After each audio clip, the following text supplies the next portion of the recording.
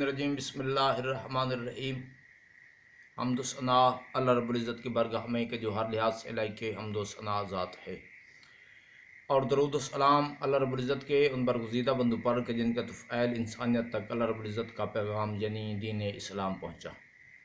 سب سے پہلے تمام سامعین کو ساگر نقوی کا سلام پہنچے۔ سامعین کرام، سب سے جو بڑی بیماری ہے انسان کے لیے، مہلک بیماری جسے آپ کہہ سکتے ہیں، وہ ہے علمی ہیضہ۔ اگر خدا نخواستہ یہ ہو جائے نا تو یہ انسان کو کہیں کا نہیں چھوڑتا، یہ دنیا بھی تباہ کرتا ہے، آخرت بھی تباہ کر دیتا ہے۔ انفارچونیٹلی کچھ شخصیات کو ان دنوں اس بیماری نے اپنے شکنجے میں کیا ہوا ہے، اور پیک پہ ہے یہ بیماری۔ اور یہ جو علمی ہیضہ ہے نا، اس کی علامات یہ ہیں کہ صرف مائیں، جس کو یہ بیماری ہو جائے وہ کہتا ہے کہ صرف مائیں، علم میرے پاس ہی ہے، باقی سب جو لا ہیں فرسودہ خیالات کے مالک ہیں۔ ان دنوں ایک شخصیت ایسی ہے کہ جو مسلسل سوشل میڈیا پہ اس بیماری کی وجہ سے فتووں پہ فتوے جاری کیے جا رہی ہے۔ سب کو جہلا، سب کو فرسودہ خیالات کے مالک، سوائے اس کے اور اس کے ہم خیالوں کے باقی جتنے بھی مکاتب فکر کے مسلمان ہیں وہ سارے جاہل ہیں، وہ سارے فرسودہ خیالات کے مالک ہیں۔ کوئی بدعتی ہے، کوئی کچھ ہے، کوئی کچھ ہے۔ میرے مولا حضرت امام علی علیہ السلام کا فرمان عالی شان ہے کہ علم کے 3 زینے ہوتے ہیں۔ جب انسان پہلے زینے پہ قدم رکھتا ہے نا تو سرکش ہو جاتا ہے، اسے اپنے سوا سب جہل لگنے لگتے ہیں، یعنی فرعون بن جاتا ہے بندہ کہ سارا علم صرف میرے پاس ہے، باقی جتنے لوگ ہیں ان کو کچھ نہیں پتا، یہ جہل ہیں، یہ گوار ہیں۔ جب دوسرے زینے پہ قدم رکھتا ہے نا انسان تو پھر میرے مولا فرماتے ہیں کہ اعتدال آ جاتا ہے، نہیں علم میرے پاس بھی ہے، جاہل باقی بھی نہیں ہے۔ اور میرے مولا فرماتے ہیں کہ جب تیسرے زینے پہ انسان قدم رکھتا ہے نا تو پھر عاجزی آ جاتی ہے کہ نہیں میرے پاس تو علم ہے ہی نہیں، میں تو کچھ جانتے ہی نہیں ہوں۔ علم دوسروں کے پاس ہو سکتا ہے، میرے پاس ہے ہی نہیں، یہ ہے تیسرا زینہ۔ انفارچونیٹلی میں نے پہلے زینے سے آگے کوئی بندہ جاتے ہوئے دیکھا ہی نہیں، جس سے دیکھو پہلے زینے پہ اٹکا ہوا ہے۔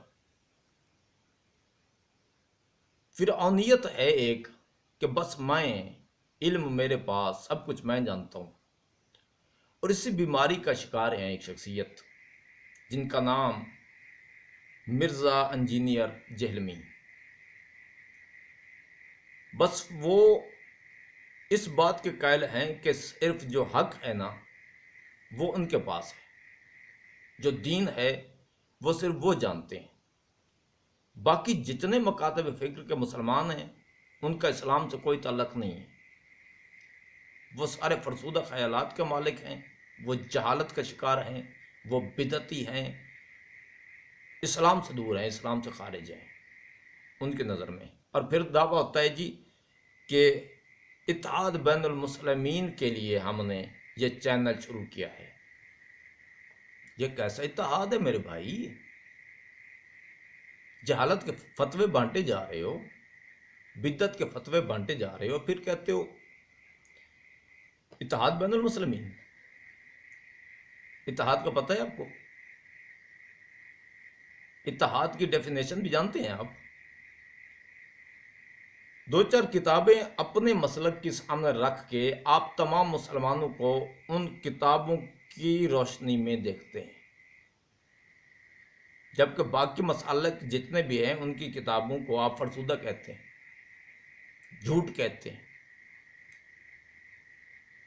تو پھر آپ کیسے امید رکھ سکتے ہیں کہ جن کتابوں کے حوالے آپ دے رہے ہیں باقی مکاتب فکر کے جو مسلمان ہیں وہ ان کو مانیں؟ تو مسلسل جہالت کے فتوے، یہ ایک اٹل حقیقت ہے کہ انسان دوسرے انسان کو وہی کچھ دیتا ہے جو اس کے اپنے پاس ہوتا ہے، دوسرے کو عزت وہی دے پاتا ہے جس کے اپنے پاس عزت ہو، جس کے اپنے پاس عزت نہ ہو وہ دوسرے کو کیا دے گا؟ دوسرے کے ایمان کا قائل وہی ہوگا جس کے اپنے پاس ایمان ہوگا، دوسرے کے مسلمان ہونے کا قائل وہی ہوگا جو خود اسلام پہ ہوگا۔ تو جو مسلسل جہالت کے فتوے بانٹ رہا ہو، بدعت کے فتوے بانٹے جا رہا ہے، تو اس کے اپنے پاس کیا ہوگا؟ جو انسان کے پاس ہوتا ہے دوسرے کو وہی دیتا ہے۔ اب جہالت کے فتوے دیتے رہیں، بانٹے ہیں، جو ہے آپ کے پاس بانٹتے رہیں، کوئی مسئلہ نہیں۔ تو دکھ کی بات یہ ہے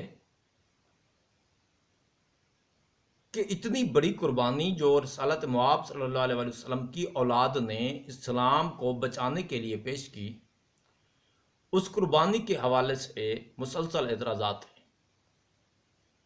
اب کچھ دن پہلے میں نے ان کی ایک ویڈیو سنی، ایک ویڈیو میں کہہ رہے ہیں، چیلنج کر رہے ہیں کہ یہ جو پنجہ ہے یہ کیا ہے، یعنی دوسرے لفظوں میں یہ بدعت ہے، اس کو ثابت کریں جی، اس کو قرآن سے ثابت کریں جی، اس کو حدیث سے ثابت کریں جی۔ مرزا صاحب، قیامت تک کا چیلنج کیوں دے رہے ہیں آپ جہلات سے سوال نہیں کر رہے، آپ بد عقیدہ لوگوں سے سوال نہیں کر رہے، آپ چیلنج کیوں کر رہے ہیں؟ جب آپ کو جواب مل جانا ہے تو چیلنج کرنے کی کیا ضرورت ہے؟ تو آپ نے سوال کیا کہ یہ جو پنجہ ہے اس کو ثابت کرو۔ میرے بھائی، کربلا کے میدان میں یہ عقیدت والی قوم ہے جس سے آپ نے سوال کیا ہے، اور آپ کی اس ویڈیو نے مجھے مجبور کیا ہے کہ میں کوشش کر رہا ہوں کہ اس ویڈیو میں زیادہ سے زیادہ جو اعتراضات ہیں عزاداری مظلوم کربلا کے حوالے سے میں ان کے جواب دے دوں۔ شاید ہو سکتا ہے پہلے اس موضوع پہ میں ویڈیو نہ کرتا، لیکن آپ کی اس ویڈیو نے مجھے مجبور کیے۔ اور باقی جو مقدسات ہیں نبی کے گھرانے کے حوالے سے، آپ ان کو بھی بدعات کہہ رہے ہیں کہ امام برگاؤں میں مسلمانوں نے اپنی بدعات بھری ہوئی ہیں، شیعوں نے، خصوصاً فقہ جعفریہ نے، اہل تشیع نے بدعات بھری ہوئی ہیں۔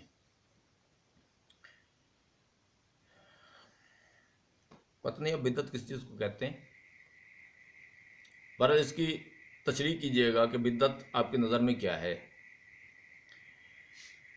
تو یہ جو پنجہ ہے نا، کربلا کے میدان میں یزیدیت کو تکلیف یہ تھی کہ جو علم جنگ بدر سے، جو جھنڈا اسلام کا جنگ بدر سے بلند ہوا تھا، وہ مسلسل کربلا تک بلند چلا آ رہا تھا۔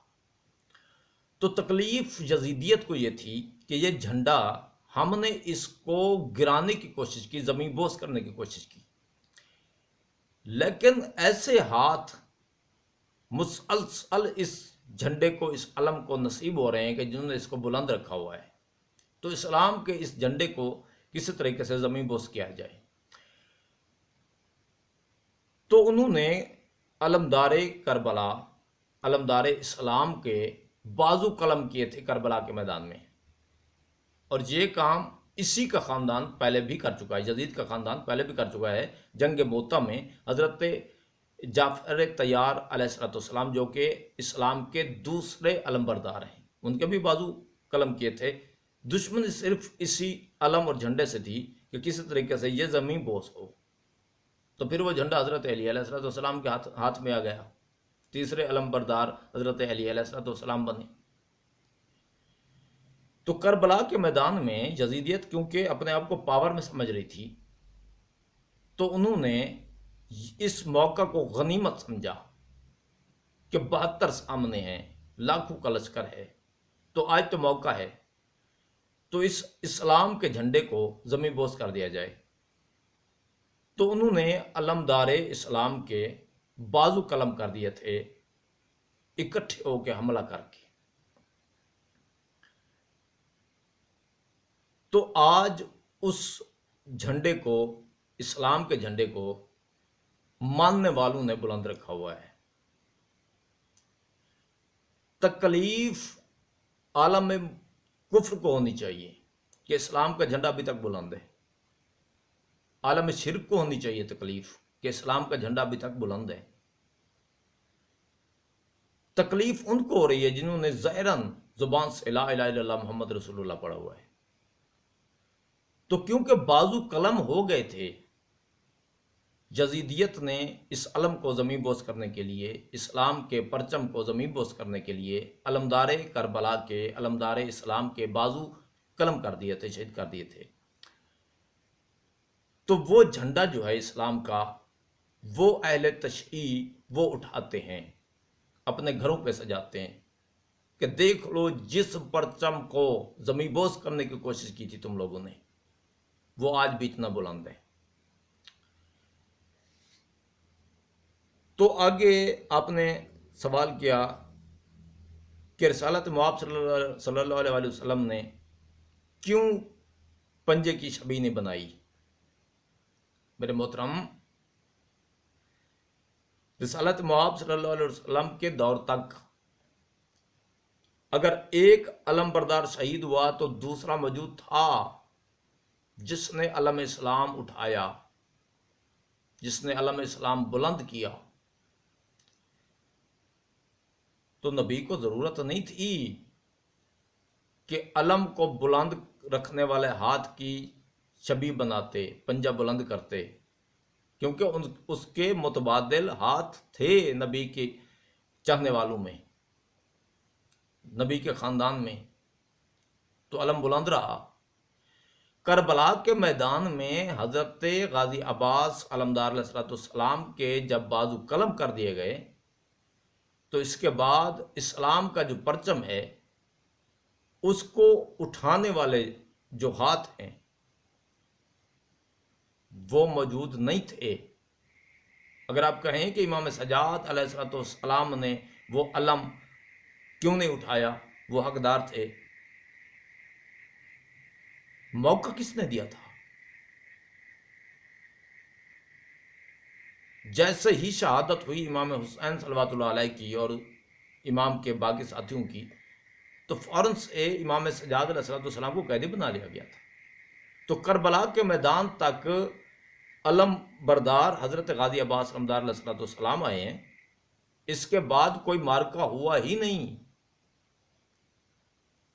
تو ان کے چاہنے والوں نے اس علم کو بلند رکھا ہوا ہے۔ اور کیونکہ اسلام کے علم بردار، آخری علم بردار کے بازو قلم کر دیے گئے تھے اس علم کو زمین بوس کرنے کے لیے، اس لیے اہل تشیع نے علم کے اوپر وہ چمبہ نسبت کے طور پر دیا ہوا ہے کہ دیکھ لو یہ علم بھی عباس کا ہے اور یہ ہاتھ بلند ہے ابھی تک۔ جو ہاتھ یزیدیت نے زمین پہ گرائے تھے کٹ کے، اہل تشیع نے وہ ہاتھ عقیدتاً بلند رکھا ہوا ہے اس ہاتھ کی شبیہ کی صورت میں۔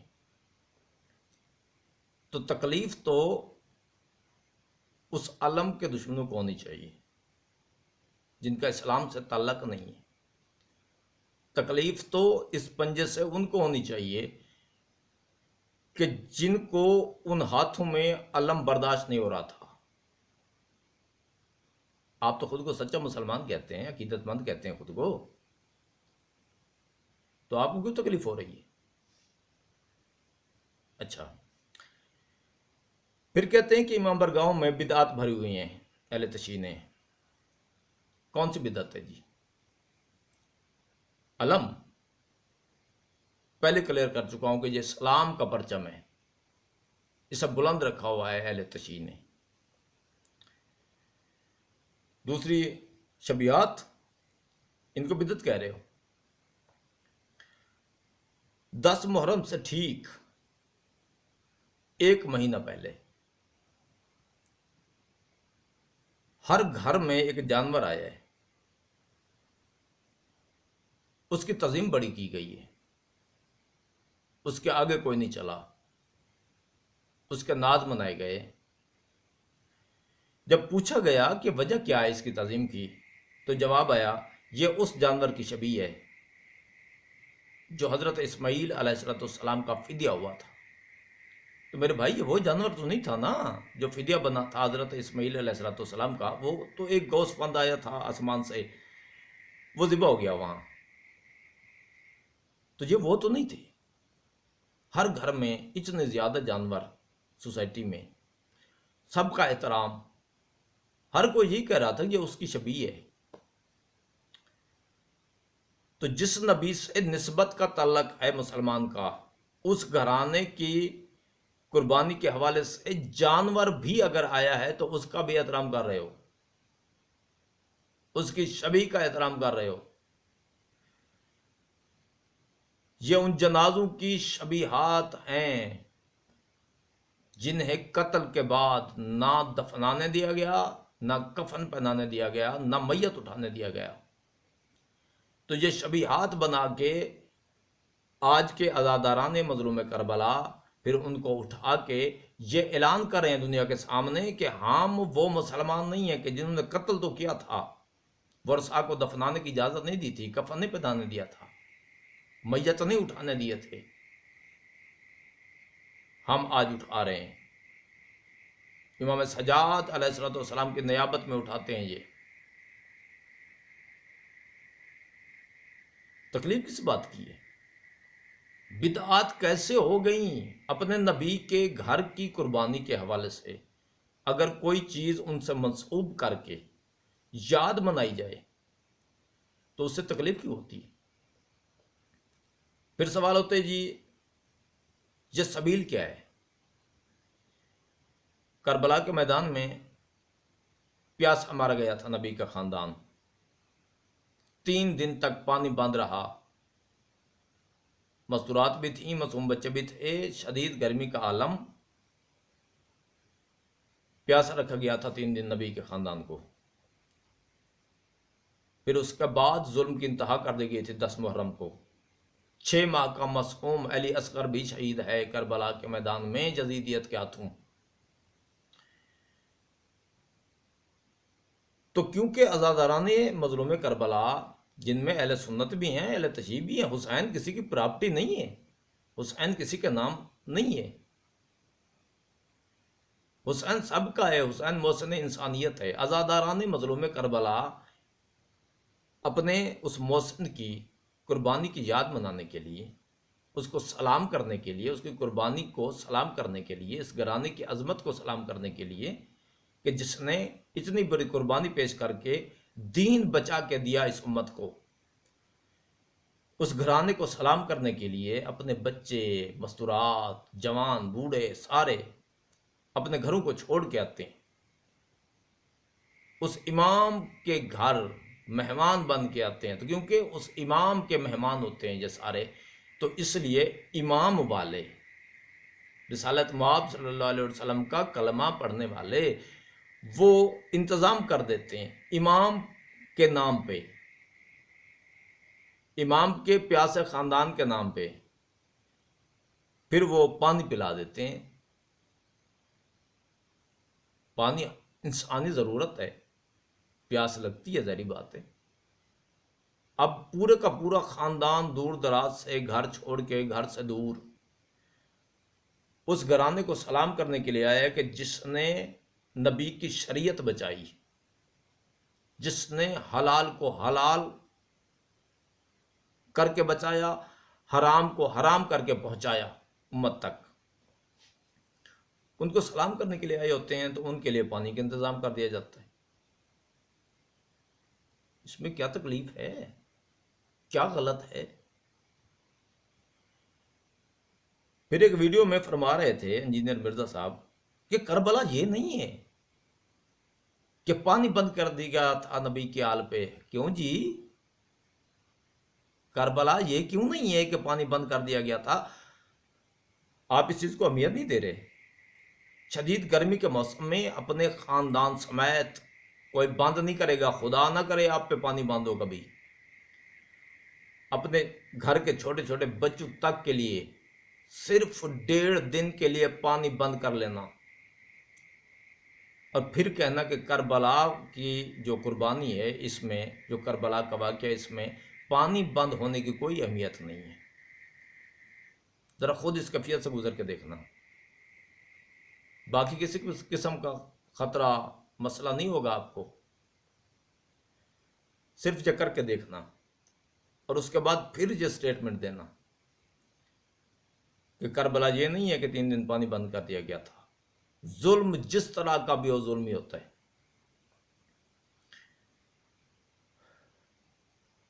تو پیاسے عزاداروں کو پانی پلا دیا جاتا ہے، بس یہ ہوتی ہے سبیل۔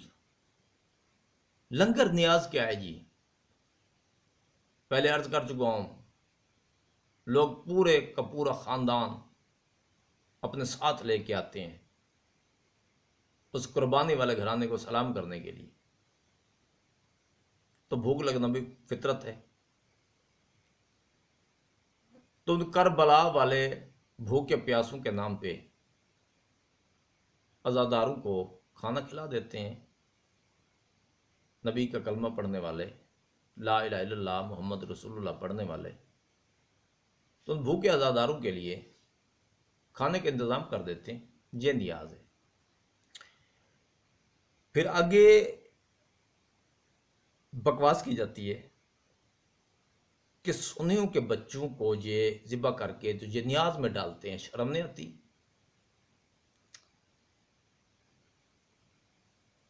صدی میں 10 محرم نہیں آتی، 1 محرم نہیں آتا، ہر سال آتا ہے۔ محرم کے بعد کتنے کیس درج ہوئے ہیں، کتنی رپورٹیں درج کی گئی ہیں تھانوں میں اہل سنت کے بچوں کی گمشدگی کی۔ یہ چال چل رہے ہو کہ بچے ان اجتماعات سے دور رہیں، نسلوں کو دور کر دو۔ خطرہ ہے نا کہ اگر جائیں گے، سنیں گے کیا ہوا تھا، کس کے ساتھ ہوا تھا، کس نے کیا تھا، تو پول کھلے گا، حقیقت پہنچ جائے گی۔ حقیقت سے روکنے کے لیے بچوں کو ڈرا رہے ہو۔ کتنی نیازوں میں سے بچوں کی اذان نکلے آج تک، نہ کوئی کیس درج ہوتا ہے، نہ کوئی رپورٹ ہوتی ہے، نہ آج تک لنگر نیاز۔ اہل سنت بھی تو ہوتے ہیں ان اجتماعات میں، اہل سنت بھائی بھی تو ہوتے ہیں، وہ بھی یہ لنگر کھا رہے ہوتے ہیں، نیازیں کھا رہے ہوتے ہیں۔ تو ان میں سے کبھی کسی نے کہا ہو کہ میرے پاس جو نیاز آئی، ہاں کوئی ملا کا بچہ ہو اور اس سے وہ بیان دلوا دے تو بات اور ہے۔ آج تک کسی نے کہا ہے؟ سب سمجھ آتی ہے، سب ہیلے بہانے، محبت یزید۔ یار کسی ایک سائیڈ پہ تو ہو جاؤ نا۔ اگر حسین کے نہیں ہو، حسین کے ساتھ نہیں ہو، یزید کے ساتھ ہو، پراپر تو کھڑے ہو نا۔ یہ کیا بات ہوئی؟ وہ جس طرح ایک شاعر نے کہا ہے نا، عجیب تیری سیاست، عجیب تیرا نظام، یزید سے بھی مراسم حسین کو بھی سلام۔ یہ کیا منافقت ہے؟ یزید کے ساتھ کھڑے ہونا ہے تو یزید کے ساتھ کھڑے ہو جاؤ، پھر گھر میں ماحول حسین والا نہیں رکھو۔ جس شریعت کو حسین نے بچایا، پھر گھر میں اس شریعت کا نظام نہیں ہونا چاہیے۔ مکمل فکر جدید پہ گامزن ہو، پورے خاندان سمیت، پتہ چلے یزید تھا کیا۔ محرمات کا جس کو نہیں پتہ تھا، پھر گھر کا ماحول اسی کے فکر پہ رکھو۔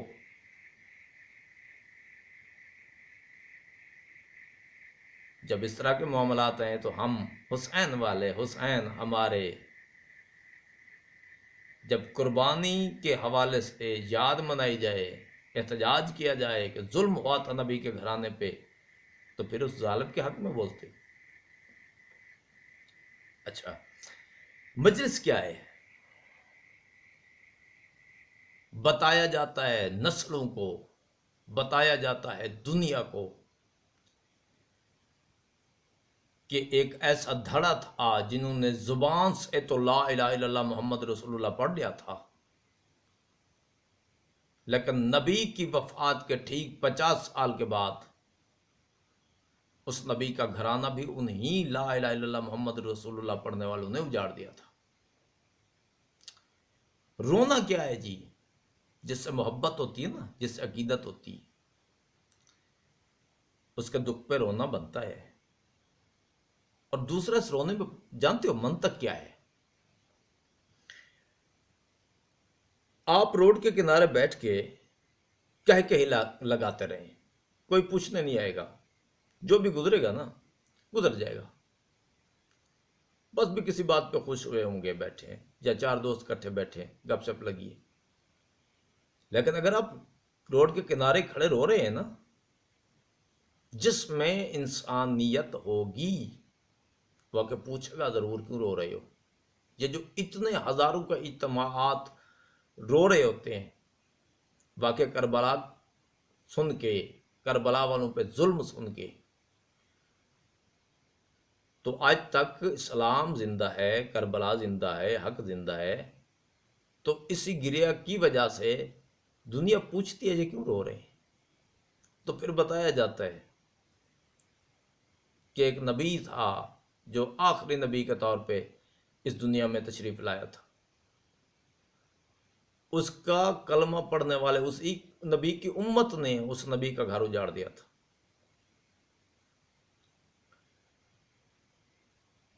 حقیقت پہنچ رہی ہے مسلسل اس گریہ کی وجہ سے۔ اچھا، پھر کہا جاتا ہے جلوس کیا ہے؟ یہ کیوں نہیں کہتے یہ عمران خان کیوں نکلا ہوا ہے مسلسل جلوس لے کے؟ یہ سیاسی پارٹیاں، پی ڈی ایم نے بھی جلوس نکالا تھا، ایک نہیں کئی جلوس نکالے تھے، بلاول بھٹو بھی آیا تھا سندھ سے، طریق لبیک نے بھی جلوس نکالے تھے، کسی نے نہیں پوچھا کیوں جلوس نکلے ہوئے ہیں۔ میرے بھائی یہ احتجاج ہے، یہ جلوس احتجاج ہے۔ اور آپ دیکھ رہے ہیں جس نے بھی جلوس نکالا، چاہے وہ پی ٹی آئی ہے، پی ڈی ایم ہے، یا تحریک لبیک والے ہیں، جھڑپیں ضرور ہوئی ہیں، ملک کا نقصان ضرور ہوا ہے۔ اہل تشیع نے 1400 سال سے یہ احتجاج شروع کیا ہوا ہے، ہر سال ہوتا ہے، پاکستان میں بھی سکھا تو مسلسل رہی ہے یہ مہذب قوم کہ احتجاج پرامن ہونا چاہیے۔ احتجاج کا طریقہ کیا ہے؟ 10 محرم کو، 20 صفر کو پورے ملک میں چپے چپے پہ جلوس ہوتے ہیں، ہر روڈ پہ جلوس ہوتا ہے۔ کبھی کسی کا نقصان ہوا؟ خود قتل ہو جاتے ہیں، یزید مرد آباد کہتے ہوئے خود مارے جاتے ہیں، حق حسین کہتے ہوئے خود مارے جاتے ہیں۔ کسی کو مارتے نہیں ہیں، کسی کا نقصان نہیں کرتے۔ یہ احتجاج ہے۔ دنیا کو سیکھنا چاہیے کہ احتجاج کیسے کیا جاتا ہے، اور اس احتجاج سے تکلیف بھی مسلمان کو بہت زیادہ ہے۔ جب یہ جلوس نکلتے ہیں نا تو پھر لوگ پوچھتے ہیں کہ یہ کیوں نکلے ہوئے ہیں اتنے لوگ، پھر بھی پیغام جاتا ہے وہی،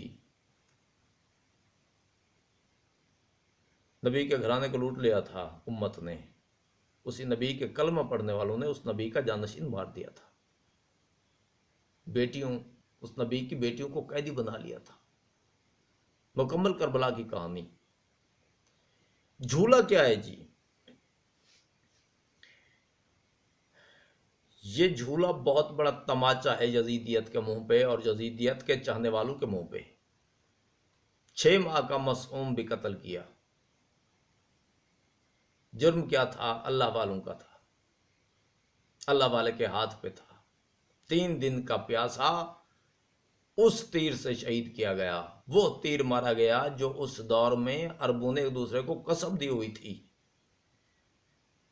کہ یہ کبھی انسان پہ استعمال نہیں کرنا۔ دوران جنگ اگر کوئی جنگجو ہاتھ نہ لگ رہا ہو اور مسلسل نقصان کر رہا ہو تو اس کے گھوڑے کو نشانہ بنایا جاتا تھا اس تیر سے۔ وہ تیر مارا گیا حسین کے ہاتھوں پہ 6 مہینے کے معصوم کو 3 دن کے پیاسے کو۔ یہ ذوالجناح کیا ہے جی؟ جس طرح آپ نے 10 محرم سے 30 دن پہلے 29 دن پہلے جانور کا احترام کیا تھا کہ فدیہ بن گیا تھا ایک نبی زادے کا، اس جانور نے بھی بڑی وفا کی تھی۔ نبی صلی اللہ علیہ وسلم کی رحلت کے ٹھیک 50 سال کے بعد جب دین کو ضرورت پڑی نا تو نبی کے ساتھ انسانیت کا عرق نکل کے آ گیا تھا۔ حسین کے ساتھ کربلا کے میدان میں انسانیت کا عرق نکل کے آ گیا تھا۔ کل 72 تھے نصرت جانشین رسالت مآب صلی اللہ علیہ وسلم کے لیے 72 انسان نکلے تھے۔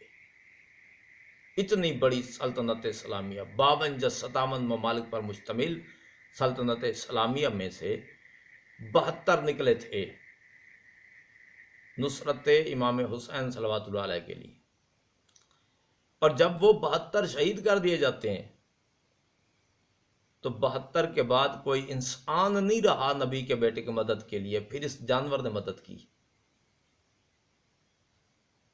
جب اکیلا رہ گیا نا نبی کا بیٹا تو ہر طرف سے تیر برسائے گئے کہ قریب جا کے مارنے کی ضرورت ہی نہیں ہے، دور سے تیروں سے ہی مار دو تاکہ تاریخ میں یہ آ ہی نہ سکے کسی کے نام کے ساتھ کہ یہ قاتل حسین تھا۔ اتنا بڑا لشکر ہے، دور سے ہی تیروں سے قتل کر دو۔ تو اس وقت اس جانور نے طواف شروع کر دیا تھا محمد کے بیٹے کا، نام اس کا مرتجز ہے۔ اتنے تیر مارے امت نے نبی کے بیٹے کو، اور نبی کے حصے کے سارے تیر اس نے کھا کے بتایا کہ حسین کتنوں کا نشانہ تھا، کہ اتنے تیر لگے اس کو کہ ایسے معلوم ہوتا تھا جیسے پر بن گئے ہوں۔ اور ذوالجناح کہتے ہیں پروں والے کو، تو نبی کے بیٹے کی زبان سے نکل گیا تھا کہ تو ذوالجناح ہے، میں حسین تجھ پر راضی۔ تو اس جانور نے وفا بڑی کی تھی، تو اس جانور کو بھی سلام بنتا ہے۔ جب مسلمان مارنے پہ آ گئے تھے، مار رہے تھے، ظلم کی انتہا کر رہے تھے، تو اس وقت ایک جانور نبی زادے کو بچا رہا تھا۔ اس جانور کا احترام ہے، اس کی شبیہ، کیونکہ جانور کی شبیہ اسلام میں مسلمانوں کی نظر میں بدعت نہیں ہے۔ ہاں کیونکہ یہ اپنے نبی کے گھرانے کے حوالے سے ایک جانور کی شبیہ نکالی جاتی ہے، اس پہ اعتراض ہوتا ہے، تو سیم وہی معاملہ ہے جو ٹھیک 1 مہینہ پہلے مسلمانوں نے شبیہات نکالی تھی۔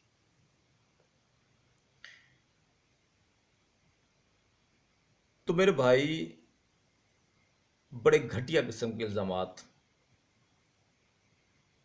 اور پھر اعتراض ہوتا ہے جی یہ بلند علم کیوں لگا ہوا ہے، اتنا بڑا علم اتنا اونچا کر کے، یہ کیا چیز ہے جی؟ جب کہا جائے نا کہ یہ اس علم کی شبیہ ہے جو حضرت غازی عباس علمدار علیہ السلام علمدار اسلام لے کے گئے تھے کربلا کے میدان میں، آگے سے ہنس کے کہتے ہیں وہ اتنا بڑا علم تھا جو حضرت غازی عباس علمدار علیہ السلام لے کے گئے تھے۔ حضرت اسماعیل علیہ السلام کا فدیہ کیا چیز بنی تھی؟ گوسفند۔ یہ کٹے بچے بھینس، گائے، اونٹ، اونٹ تک کی قربانی ہوتی. تو یہ کیا ہے بھائی؟ ادھر تو گوشت فن تھا، یہ کیا چیز ہے؟ آگے سے جواب آتا ہے یہ عقیدت ہے جی. اگر وہ عقیدت ہے تو پھر یہ بھی عقیدت ہی ہے. اور اونچا علم اس لیے کر کے لگاتے ہیں تاکہ دور سے دیکھنے والے کو پتہ چلے وہ جو سامنے گھر ہے نا وہ یزید کے ساتھ نہیں ہے، وہ اپنے نبی کے گھرانے کے ساتھ ہے.